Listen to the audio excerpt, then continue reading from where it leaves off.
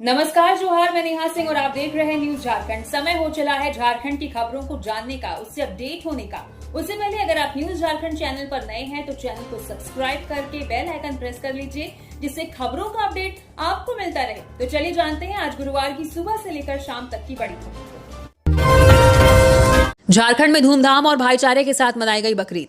झारखंड में ईद उल अजहा का त्योहार पूरे हर्षोल्लास, शांति और आपसी भाईचारे के साथ मनाया गया। राजधानी रांची समेत राज्य के तमाम जिलों में सुबह के वक्त मस्जिदों और ईदगाहों में नमाज अदा की गई, जहां देश में अमन, चैन, खुशहाली और तरक्की के लिए सामूहिक दुआएं मांगी गई। नमाज के बाद लोगों ने एक दूसरे को गले लगाकर बकरीद की मुबारकबाद दी। इस पावन अवसर पर मुस्लिम समाज के साथ साथ अन्य समुदायों के लोगों ने भी अपनी भागीदारी दिखाई, जो झारखंड की साझी संस्कृति और सांप्रदायिक सौहार्द की खूबसूरत झलक पेश करता है। त्योहार को सुरक्षित और शांतिपूर्ण तरीके से संपन्न कराने के लिए प्रशासन की ओर से पुख्ता इंतजाम किए गए थे। सभी संवेदनशील इलाकों में अतिरिक्त पुलिस बल की तैनाती की गई थी और सीसीटीवी कैमरों और ड्रोन के जरिए कड़ी निगरानी रखी गई। समाज के प्रबुद्ध नागरिकों और शांति समिति के सदस्यों ने भी हुड़दंगियों पर नजर रखने और कानून व्यवस्था बनाए रखने में प्रशासन का पूरा सहयोग किया। हर तरफ त्याग और बलिदान के इस पर्व को लेकर जबरदस्त उत्साह देखा गया और लोगों ने पारंपरिक रीति रिवाजों के साथ कुर्बानी की रस्म को अदा किया। मैया सम्मान योजना सत्यापन में पैसे वसूली का मामला, आंगनबाड़ी सेविका को हटाया गया। झारखंड के बोकारो जिले में सोशल मीडिया पर वायरल वीडियो में लाभुकों से पैसे लेने के आरोप की पुष्टि होने के बाद जिला प्रशासन ने बड़ी कार्रवाई की है।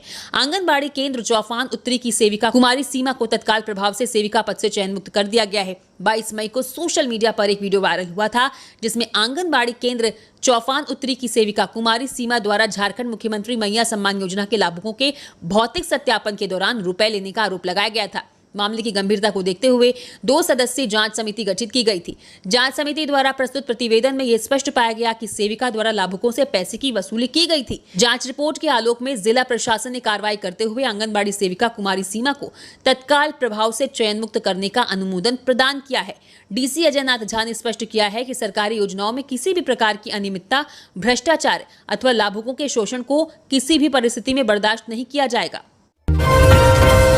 अवैध कोयला कारोबार को लेकर धनबाद में फायरिंग, छाताबाद में 2 गुटों के बीच 50 राउंड फायरिंग, 3 लोग घायल, इलाके में तनाव।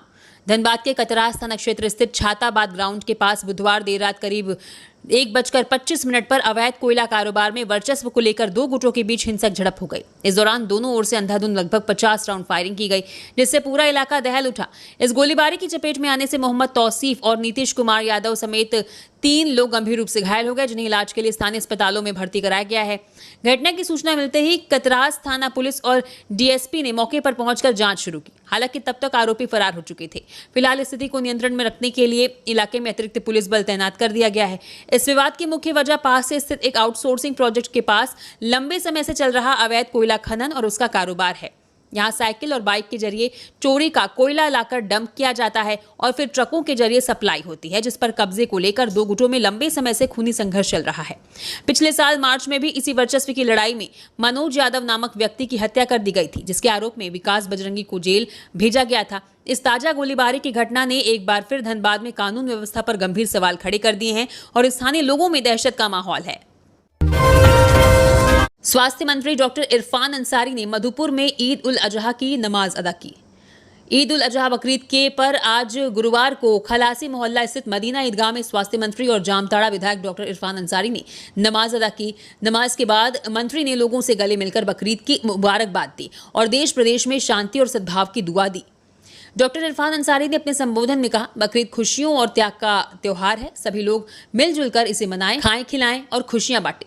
देश में नफरत फैलाने वालों को घर बुलाकर दावत दें, जिससे वे हमारे प्यार और भाईचारे को समझ सकें। उन्होंने झारखंड और पूरे देश के लिए अमन, शांति और समृद्धि की दुआ मांगते हुए कहा, अल्लाह से प्रार्थना है कि झारखंड मजबूत हो, देश मजबूत हो और हर घर में शांति बनी रहे। मदीना ईदगाह में नमाज का समय सुबह 7 बजे निर्धारित था, जहां प्रशासन ने सुरक्षा के पुख्ता इंतजाम किए थे, जिससे कि त्योहार शांतिपूर्वक मनाया जा सके। झारखंड में गर्मी से मिलेगी राहत, 50 किलोमीटर की रफ्तार के साथ हवाएं और बारिश। राजधानी रांची समेत पूरे झारखंड में गर्मी से राहत मिली है। अगले 5 दिनों तक मौसम बदल सकता है।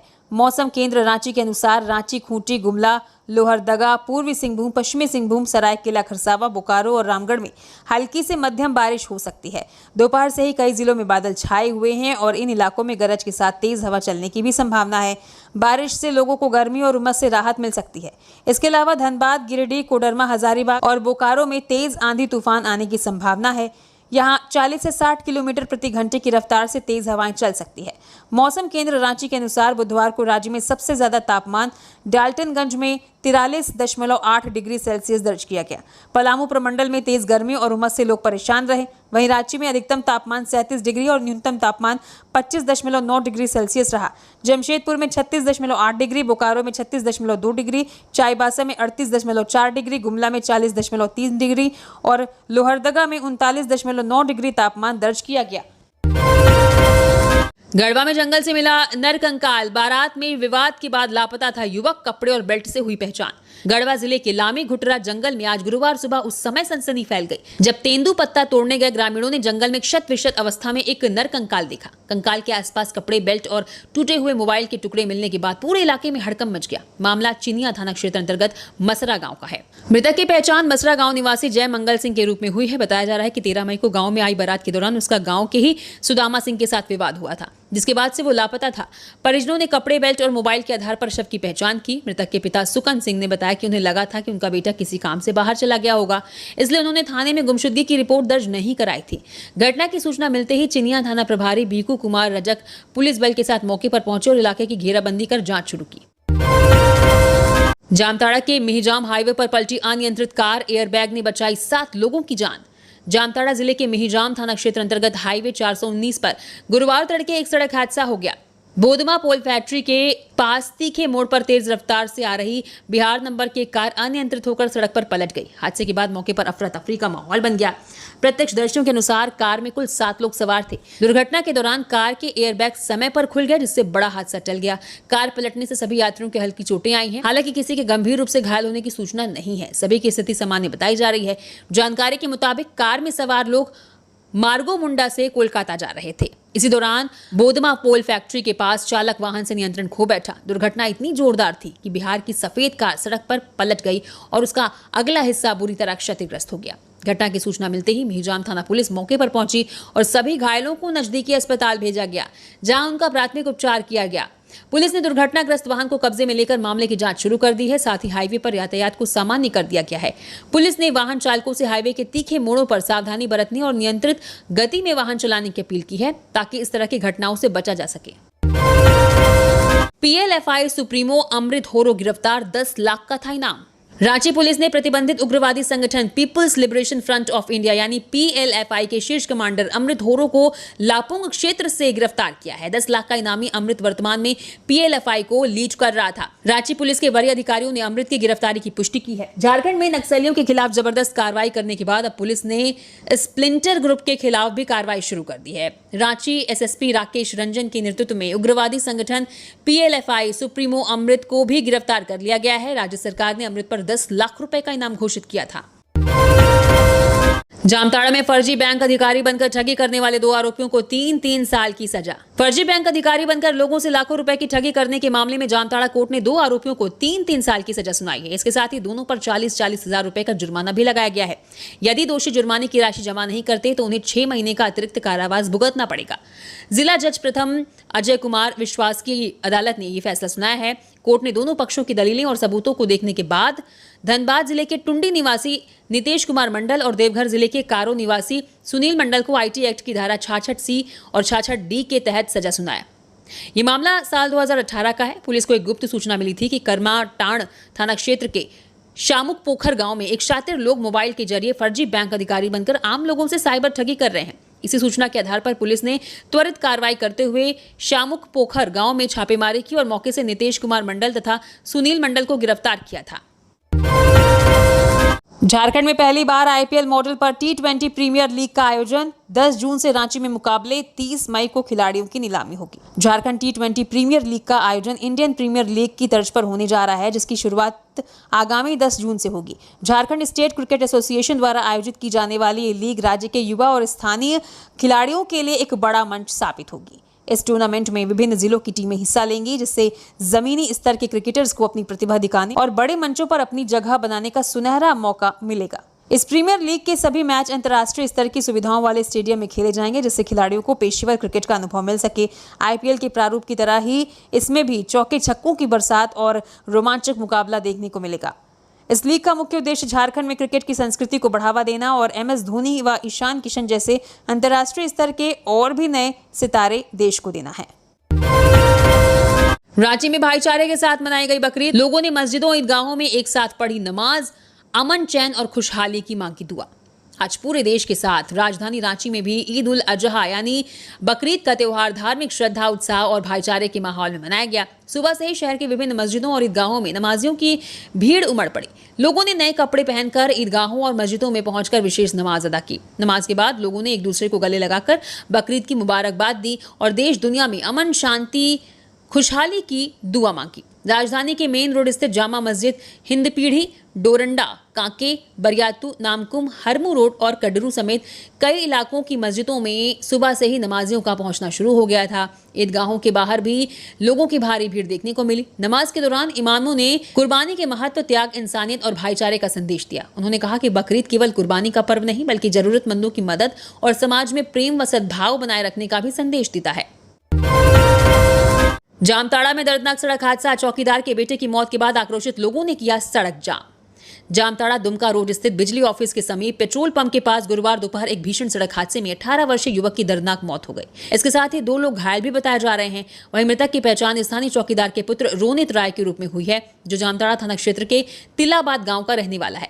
इस घटना के बाद इलाके में भारी तनाव फैल गया है और आक्रोशित ग्रामीणों ने सड़क जाम कर उग्र प्रदर्शन किया। मिली जानकारी के अनुसार यह हादसा दोपहर करीब 12 बजे उस वक्त हुआ जब एक तेज रफ्तार डंपर पेट्रोल पंप पर तेल लेने के लिए मुड़ रहा था। इसी दौरान वहां से गुजर रही एक स्कूटी डंपर की चपेट में आ गई, जिससे स्कूटी सवार रोनित गंभीर रूप से घायल हो गया। स्थानीय लोगों की मदद से उसे तुरंत नजदीकी अस्पताल ले जाया गया, जहां डॉक्टरों ने उसे मृत घोषित कर दिया। जवान बेटे की मौत से परिवार में कोहराम मच गया है। गिरिडीह में बीच बाजार महिलाओं ने युवक को चप्पलों से पीटा, छेड़खानी का लगा आरोप। गिरिडीह के गावा हाट बाजार में महिलाओं ने एक युवक को चप्पल से पीटा। दरअसल युवक पर बाजार में मौजूद एक महिला के साथ कथित छेड़खानी और बदसलूकी का आरोप है कि महिला से युवक ने अभद्र व्यवहार किया, जिसके बाद वहां मौजूद महिलाओं का गुस्सा फूट पड़ा और उन्होंने युवक की चप्पलों से पिटाई कर दी। घटना के दौरान बाजार में अफरा तफरी का माहौल बन गया और बड़ी संख्या में लोग मौके पर जुट गए। प्रत्यक्षदर्शियों के अनुसार हाट बाजार में खरीदारी के दौरान युवक ने महिला के साथ गलत व्यवहार किया। महिला द्वारा विरोध किए जाने पर आसपास मौजूद अन्य महिलाएं भी आक्रोशित हो गईं और युवक को पकड़कर उसकी पिटाई शुरू कर दी। इस दौरान कुछ लोगों ने बीच बचाव करने की कोशिश की, जिसके बाद युवक को वहां से सुरक्षित निकाला गया। घटना का वीडियो किसी स्थानीय व्यक्ति ने अपने मोबाइल में रिकॉर्ड कर लिया, जो अब सोशल मीडिया पर तेजी से वायरल हो रहा है। लोहरदगा में 11,000 वोल्ट तार की चपेट में आए 3 युवक, 1 की मौत। लोहरदगा जिले के कुडू थाना क्षेत्र के बड़की चापी गांव में बुधवार को एक दर्दनाक हादसा हो गया। बारात से लौट रहा डीजे लदा पिकअप वाहन 11,000 वोल्ट तार की चपेट में आ गया, जिससे वाहन में करंट फैल गया। हादसे में एक युवक की मौत हो गई, जबकि 2 अन्य गंभीर रूप से घायल हो गए। दोनों घायलों का इलाज लोहरदगा सदर अस्पताल में चल रहा है। जिले के कुडू थाना क्षेत्र के बड़की चापी बड़का टोली से एक बारात लातेहार गई थी। बुधवार को बारातियों का काफिला वापस लौट रहा था, तभी डीजे वाहन बड़की चापी पुलिस पिकेट के पास एक घुमावदार मोड़ के पास सड़क किनारे नीचे झूल रहे 11,000 वोल्ट के बिजली तार के संपर्क में आ गया। तार के छूते ही पूरे पिकअप वाहन में करंट दौड़ गया और उसमें सवार युवक उसकी चपेट में आ गया। घटना के बाद मौके पर अफरा तफरी मच गई। हादसे में सुमित उरांव, सत्येंद्र उरांव और प्रिंस उरांव गंभीर रूप से घायल हो गए। ग्रामीणों की मदद से तीनों को तत्काल इलाज के लिए लोहरदगा सदर अस्पताल पहुंचाया गया, जहां चिकित्सकों ने सदर थाना क्षेत्र के बाधा नवा टोली निवासी सुमित उरांव को मृत घोषित कर दिया, जबकि कुडू थाना क्षेत्र के बड़की चापी गोपी टोली निवासी विश्राम उरांव के बेटे सत्येंद्र उरांव और टिको मनातू निवासी प्रिंस उरांव गंभीर रूप से झुलस गए। दोनों का इलाज अस्पताल में जारी है। घटना की सूचना मिलने पर पुलिस मौके पर पहुंची और शव को कब्जे में लेकर पोस्टमार्टम के लिए सदर अस्पताल भेज दिया गया। मामले की जांच की जा रही है। इबोला वायरस को लेकर स्वास्थ्य विभाग अलर्ट, रिम्स में 6 बेड रिजर्व रखने के निर्देश। इबोला वायरस को लेकर केंद्र सरकार द्वारा अलर्ट जारी करने के बाद झारखंड सरकार सतर्क हो गई है। स्वास्थ्य मंत्री डॉक्टर इरफान अंसारी ने रांची के रिम्स और सदर अस्पताल को इबोला के इलाज के लिए तैयार रहने का निर्देश दिया है। डॉक्टर इरफान अंसारी ने बताया कि मामले को लेकर समीक्षा बैठक की गई है। रिम्स और सदर अस्पताल को कुछ बेड खाली रखने का निर्देश दिया गया है, ताकि इबोला का संदिग्ध मरीज आने पर तुरंत इलाज शुरू किया जा सके। उन्होंने बताया कि रिम्स में 6 बेड का विशेष आइसोलेशन वार्ड तैयार कर सुरक्षित रखा गया है। डॉक्टर इरफान अंसारी ने बताया कि इबोला वायरस से निपटने के लिए पीडीबी की टीम के साथ भी बैठक की गई है। राज्य सरकार स्वास्थ्य सेवाओं को और मजबूत करने की दिशा में काम कर रही है और जल्द ही झारखंड को रिम्स 2 की सौगात मिलेगी। चंपाई सोरेन ने पूछा सवाल, झारखंड में 5000 प्लस चर्च क्यों बने?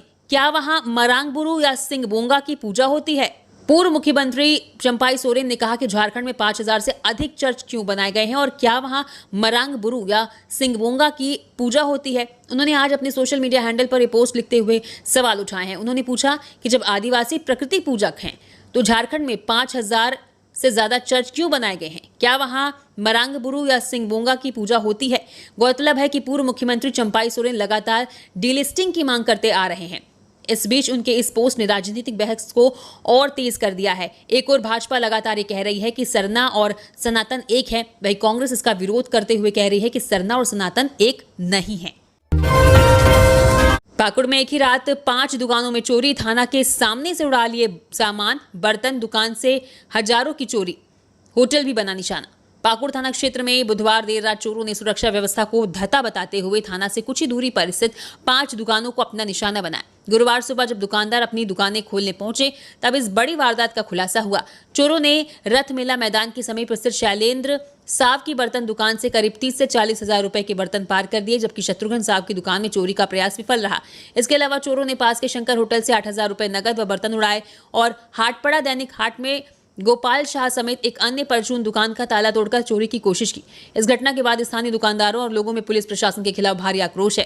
व्यापारियों का कहना है कि रथ मेला मैदान के पास रात में नशा करने वाले असामाजिक तत्वों का जमावड़ा लगा रहता है, जिन्होंने इस वारदात को अंजाम दिया है। नगर थाना क्षेत्र में लगातार बढ़ती चोरियों से इलाके में दहशत का माहौल है। मामले पर संज्ञान लेते हुए नगर थाना प्रभारी अनिल कुमार गुप्ता ने बताया कि पुलिस घटना की जांच में जुटी हुई है। रात्रि गश्ती बढ़ा दी गई है और जल्द ही आरोपियों को गिरफ्तार कर लिया जाएगा। बांग्लादेश में खसरे का कहर, झारखंड में अलर्ट, संथाल परगना में घर घर चल रहा सर्वे, दिया जा रहा एमआर वैक्सीन। पड़ोसी देश बांग्लादेश में खसरे के बढ़ते प्रकोप ने झारखंड के स्वास्थ्य विभाग की चिंता बढ़ा दी है। वहां बच्चों की मौत और सैकड़ों संक्रमित मामलों की खबरों के बाद राज्य में सतर्कता बढ़ा दी गई है। खासकर संथाल परगना प्रमंडल के जिलों में विशेष निगरानी और टीकाकरण अभियान तेज कर दिया गया है। देवघर जिले में स्वास्थ्य विभाग द्वारा व्यापक जागरूकता अभियान चलाया जा रहा है ताकि समय रहते किसी भी संभावित खतरे से निपटा जा सके। अधिकारियों और स्वास्थ्य कर्मियों को स्पष्ट दिशा निर्देश जारी किए गए हैं। सीमावर्ती क्षेत्रों में सतर्कता बरतने को कहा गया है। जिला टीकाकरण पदाधिकारी डॉक्टर के सिंह ने बताया कि बांग्लादेश की स्थिति को देखते हुए संथाल परगना के सभी जिलों में स्वास्थ्य व्यवस्था को मजबूत किया जा रहा है। सभी सरकारी स्वास्थ्य केंद्रों में एमआर वैक्सीन की पर्याप्त उपलब्धता सुनिश्चित करने के निर्देश दिए गए हैं। बोकारो में हाथियों के हमले में व्यक्ति गंभीर रूप से घायल, अस्पताल में इलाज जारी।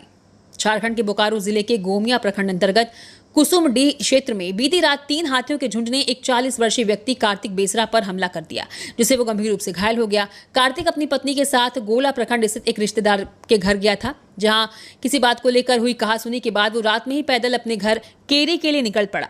वन विभाग द्वारा हाथियों की मौजूदगी को लेकर सतर्क रहने और पैदल न जाने की हिदायत के बावजूद जैसे ही वो दामोदर नदी का पुल पार कर कुसुमडीह मंदिर के पास पहुंचा, हाथियों से उसका सामना हो गया। एक हाथी ने उसे पटक कर कमर के पास कुचल दिया, जिसके बाद उसे तुरंत इलाज के लिए अस्पताल ले जाया गया।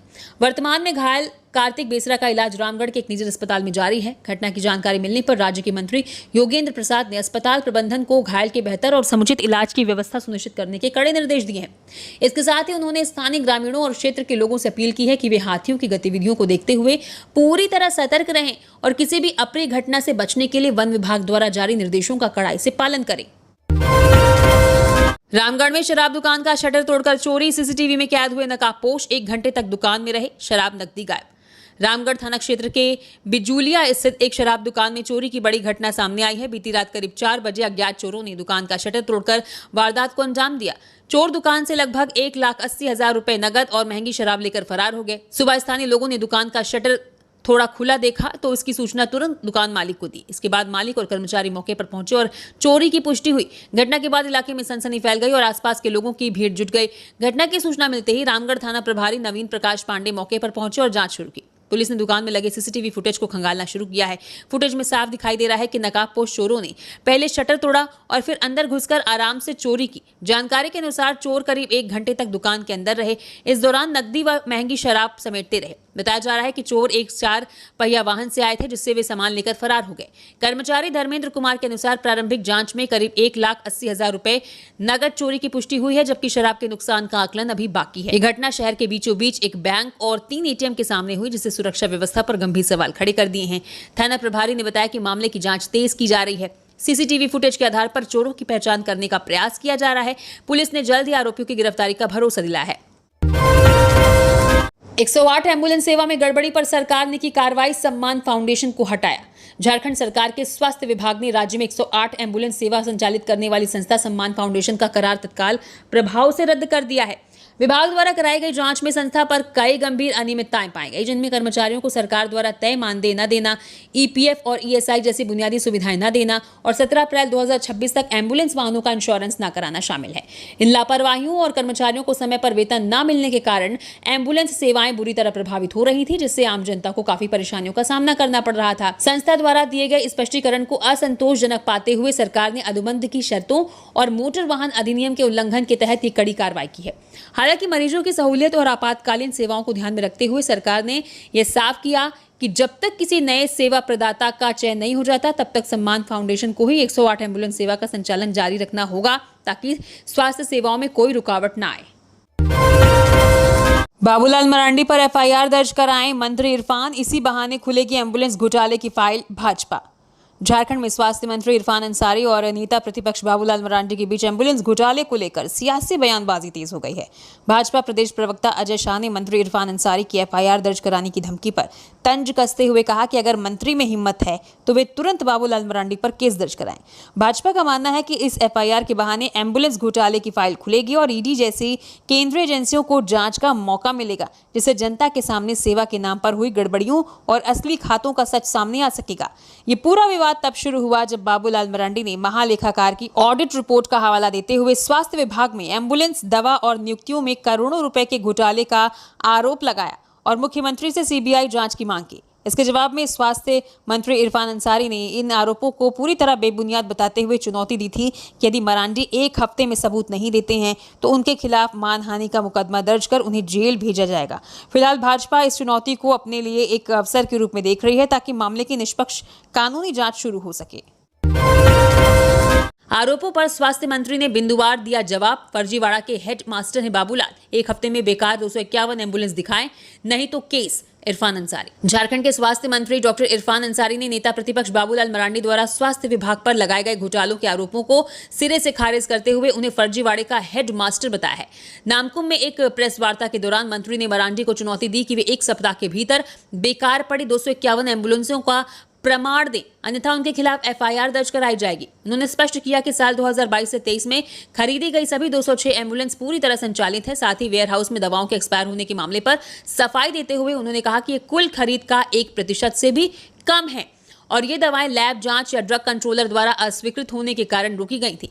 इसके अलावा CAG की आपत्तियों पर जवाब देते हुए स्वास्थ्य मंत्री ने PL खाते की राशि के रिवैलिडेशन और आयकर दायित्वों से जुड़े मामलों को पूरी तरह नियमानुकूल बताया और कहा कि इसका आधिकारिक जवाब पहले ही भेजा जा चुका है। उन्होंने 104 हेल्पलाइन टेंडर और नियुक्तियों में भी पूरी पारदर्शिता का दावा किया और तंज कसते हुए बाबूलाल मरांडी को जमीन पर विकास देखने के लिए दूरबीन भेंट करने की बात कही।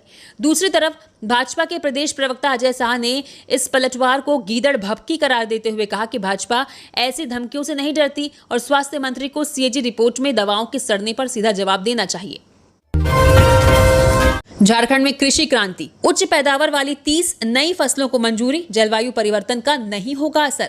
झारखंड सरकार ने राज्य के किसानों को बड़ी सौगात देते हुए 30 नई फसल किस्मों को जारी करने के प्रस्ताव को मंजूरी प्रदान कर दी है। विभिन्न कृषि शोध संस्थाओं द्वारा लगभग 1 दशक तक लगातार किए गए कड़े अनुसंधान और वैज्ञानिक परीक्षणों के बाद इन किस्मों को विकसित किया गया है। ये सभी फसलें उच्च उत्पादकता देने वाली, शीघ्र पकने वाली, रोग कीट प्रतिरोधी, तनाव सहनशील और पूरी तरह से जलवायु अनुकूल हैं। झारखंड सरकार के कृषि, पशुपालन एवं सहकारिता विभाग के सचिव अबूबकर जिद्दगी की अध्यक्षता में राज्य सचिवालय में आयोजित राज्य वैरायटी रिलीज कमेटी की बैठक में इस प्रस्ताव पर अंतिम मुहर लगाई गई।